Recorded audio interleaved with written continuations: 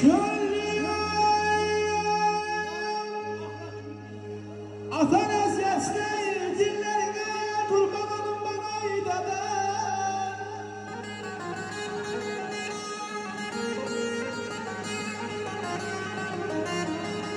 İstemişem sehrim istedey beni ellerine kurban olun dedeye.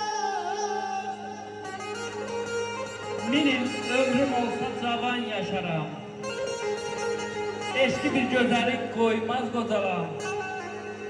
Ne olsun həsrətim sağlamsan, heç onun özü de kıymaz kocalam. Saklar söylediğim sözü kalbinde, yanar məhəbbətin közü kalbinde. Gezdirer eşkimi özü kalbinde, sirrimi ellere yaymaz kocalam. Bəhmənəm bu yolda hələ varam mən. Onsuz bu dünyada ucalmaram mən. Onun eşqiyle qocalmaram mən. Bəlkə həsrətimdən biraz qocalam. Allah ömür versin, Allah kömək olsun. Ataya çay o gün taş salarmış, kızarlayıp saslar uyanarmış.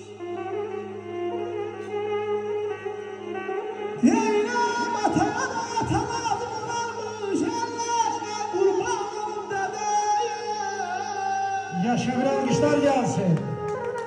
Bir arkalıya arka durma, demesinler yamaktır. Arkasıza arka dur ki, koy desinler dayaktır. Eşk olsun.